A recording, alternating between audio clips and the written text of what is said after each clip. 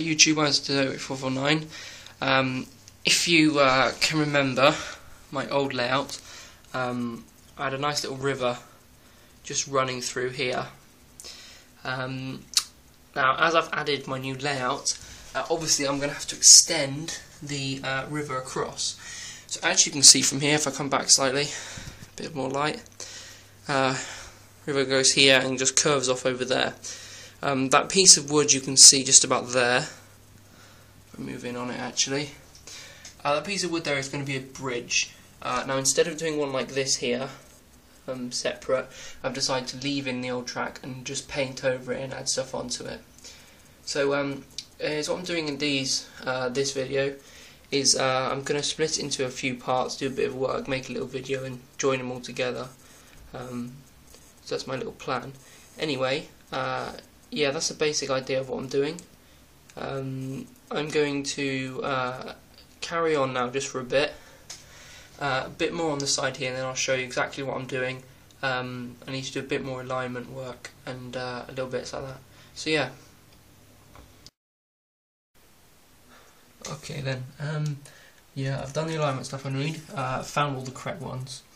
Is what I've done is, as you can see, I've cut out a shape in the board. If I just take this down here, you can see is what I've done is the piece I cut out, which is here, so I get the camera angle right, that there is the piece I cut out from the top board. Now these here on the side are cut to the correct height, 2.5 centimeters down to this line, and then 0.6 of a centimeter down to there, which is where the screws need to go through, and they go right through the middle of this board to hold it at the correct height. So this under here stretches all the way around. As you can see, I've already put on one side here with green. So if I go back onto the top, you can see what it looks like. Here's the supports, one there, and one on the other side. Just put the camera back up. Alright. Okay then. So sorry about this. There we go. Right, so what you do is I've got this, not quite sure what it is actually, it's like a paper board, I think is what it is. I use this because it's really easy to work with. It's very easy to bend and flex, and it's quite easy to break off into reasonable sized chunks. Very easy to cut as well. You can just use a Stanley knife or something like that to cut along the edge. It's a very good little board, I think. I can't think what it's called. I think it's called just paperboard or cardboard, something like that. So anyway, that's what I've done. Now I break it up into centimeters, 4 centimeters long. That is a depth, and the correct angle I want on here to line up with the original. Now as it goes around the corner, it gets slightly steeper at this end. It's just because I wanted it. So yeah, I'll show you what I do. I break off chunks and then shape them roughly to the correct shape. This one will fit in the corner there. It'll match up nicely. I then just use little nails. Nothing really special. They're just very small, very thin nails. Push them into the top of the wood. As you can see, right at the top, just one area. Then just line them up all the way along.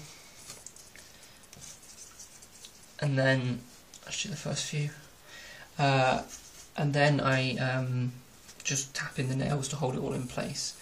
And when that's done, as you can see, it's not a very wide gap between here and here. If you can notice just at the edge of your picture, it's not very wide here either. So by the time I've got in the PVA to the correct depth, you won't notice the difference. It'd be very hard to notice the difference.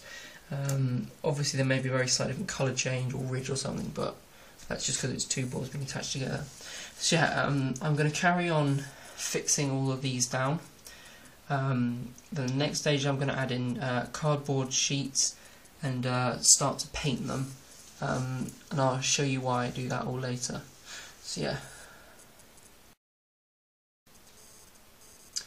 Okay then, so after you've finished, or after I've finished nailing down this side here, next thing I did was I just got some standard cardboard, nothing special, and cut out of it the correct curve shape I needed for in here. Once that was done, I then painted it the basic colours I'm after. Blue, a little bit of white, and blue again. Now I found that when I placed the glue on top, the blues didn't come through as strong as that. The blue actually came out like this. It's got a very slightly green tinge to it.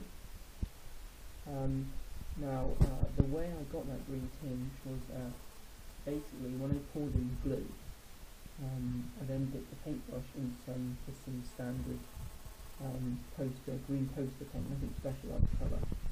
And then I started mixing my brush around in the paint, in the glue, sorry. Two things: one, to spread it out evenly, and two, it also gave these wispy lines, quite just like there was a black line there, and then one up there. Those lines there were created by they were created by the brush stroke technique I've been using. So I can't do any more tonight. This needs to dry. Once that's dried, then I need to make sure it's glue tight. Strange one. Make sure no glue will drip through the bottom. I then need to come up here and put in the glue. I need to put enough glue to make this level here. It needs to be level with the old stuff. It doesn't matter if you've got it up the side, because all this here is going to be covered like this, green. So yeah, I'm going to put this all on as part 1, and I'll do part 2 tomorrow. So thanks for watching. Any comments you have, please leave them, and please subscribe.